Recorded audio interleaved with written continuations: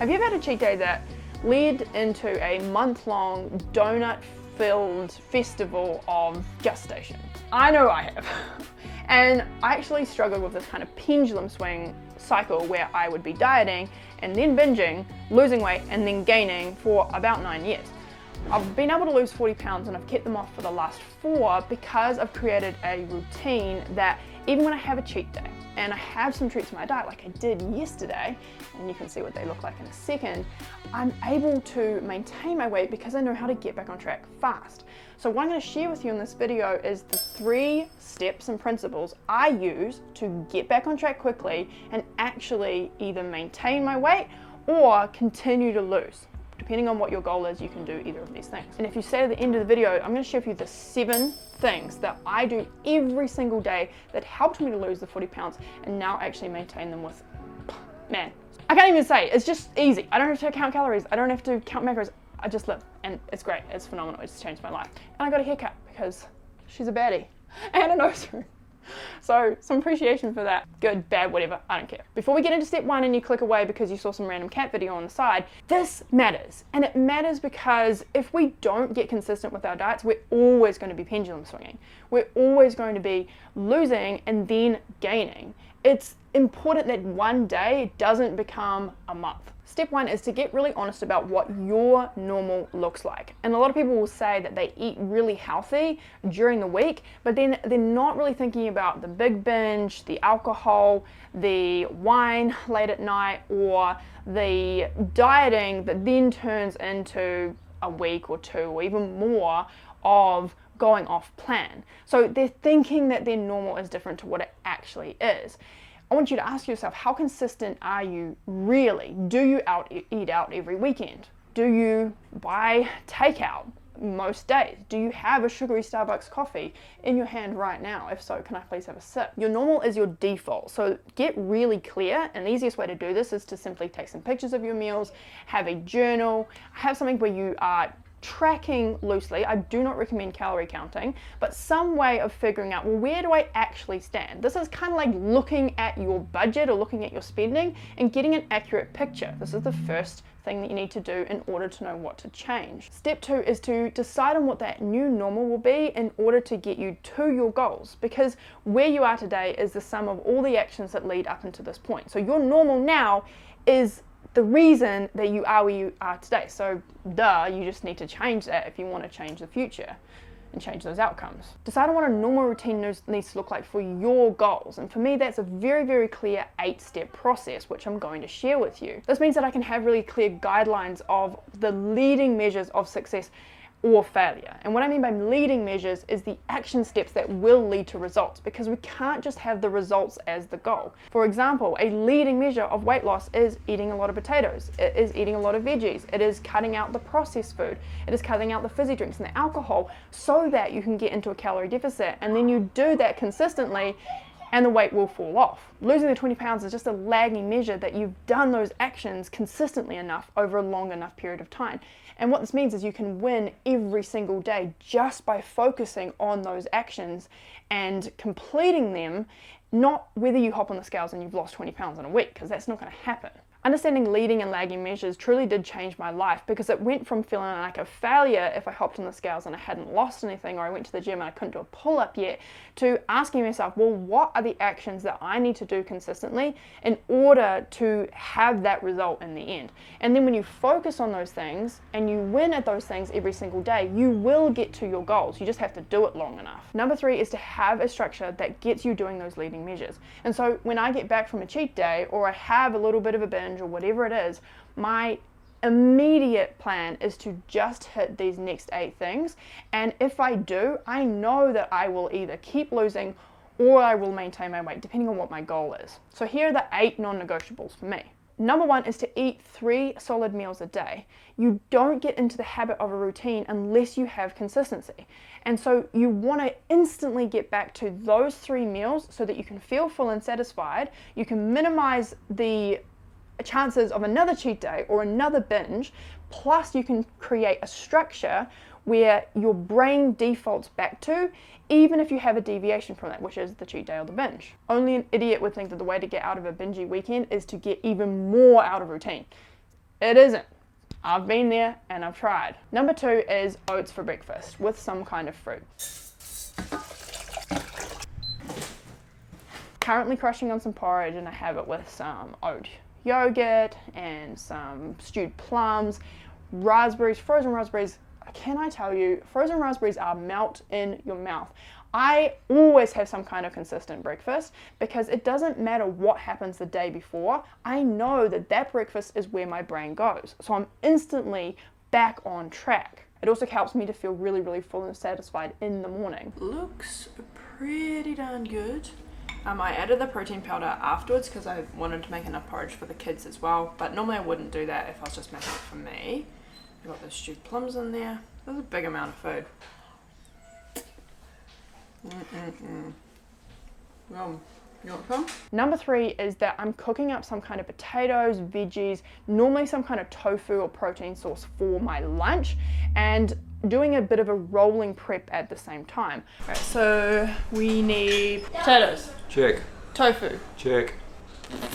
You can't think of any. Veggies. Well, that's very broad. A potato is a veggie. Did you get any veggies? What kind of veggies? Any. Kale. Great. Cucumber. Awesome. Capsicum. Okay, cool. So, hummus.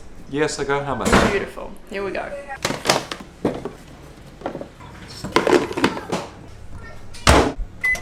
I just learned how to cook potatoes, like steamed potatoes, in an Instant Pot the other day, so we're gonna do that.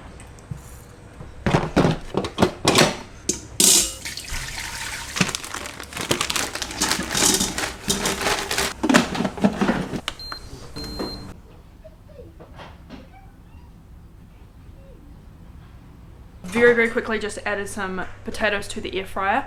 Literally just cut them up and then shoved them in with a little bit of veggie stock, which is my fave. Pretty good.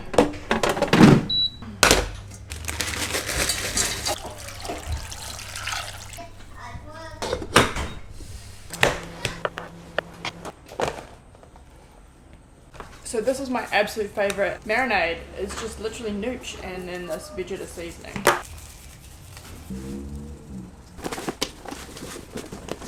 Well, that only took like 2 minutes.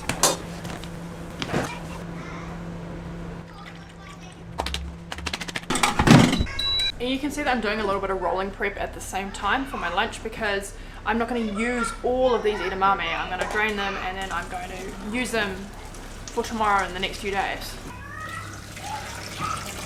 Rolling prep actually has changed my life so much because I went from thinking I had to do all these little containers of food that I would get bored of and then they would go rotten and it would take me hours and hours to just cooking up the food and making a bigger batch of it when I run out. So 3 days, this is going to probably last me, and I'm just using it for one meal right now. So rolling prep is where it's at. Let me know in the comments if you agree. Rolling prep will change your life. Soybeans are good for you. Haven't had edamame in so long. It's actually so good. I do potatoes, tofu and veggies because this is the most routine component bowl for me. It gets me thinking back into what my normal looks like. It's also filling and satisfying. It's also very fast and easy, and I find that after I've had some kind of weekend or binge or treat, I'm even more out of routine than I normally would, so this gets me back fast. This is actually what I do pretty much every day anyway. I make some kind of salad, I throw some things together, I put some tofu in the air fryer and I'm good to go. Alright, I think this would have been a heck of a lot prettier if I'd had some lettuce in there, but she's a busy girly today and I'm not going to mind that this is simple. And I haven't really added salt because everything has salt in it, but you could totally do that. Tofu, just super quick. Gonna make dinner for lunch as well. Decided to do that as you saw, but thought it wouldn't be as pretty. Got the non-negotiables in there. Yup.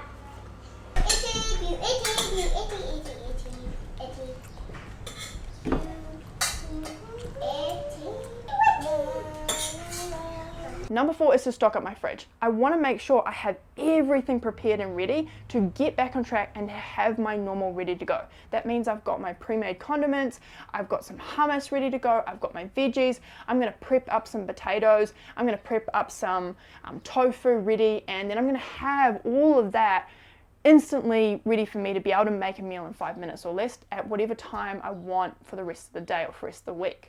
Number 5 is to have a whole foods dinner, or like a normal dinner for myself. I love pasta, and it's normal for me to have that in my diet while I was losing weight as well. So I did this kind of tofu ricotta shell thing because I bought these cool shells yesterday when I was out and about on my cheat day, essentially. And we also have a very normal routine where we have dinner with our friends Mike and Ali. So they came over, we made dinner together, we used a recipe that I will link in the description, and had that with a salad. So normal kind of whole foods dinner, and back to what is normal for me. Number 6 is I don't have those foods in my environment. I didn't bring treats home for us. I didn't bring something there for the next day because I want there to be distinction in the behavior that my environment creates. So when I'm out and about and I have food packed with me and I'm going to eat some treats and I'm going to have a bit of a cheat day, or I've had a binge, I've had an environment that has led to those kind of behaviors. When I'm back at home, I want an environment that is going to lead to me eating my whole foods, normal, plant-based diet. So I don't mix those two things. It's the same reason that I don't buy alcohol. Even if I do drink it out and about, I don't buy it and bring it home because I know that that's a slippery slope, and if it's there, I'll drink it. It's just environment that shapes behavior. Number 7 is that I work out.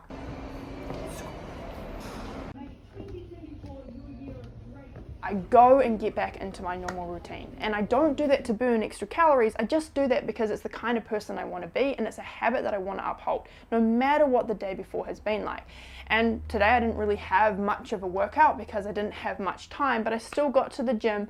I did some pull-ups, I did some arm exercises, and I just have that as something that I always do. Number 8 is I don't dwell on the past. I don't beat myself up for anything that has gone before because I can't change it. It's gone, it's done.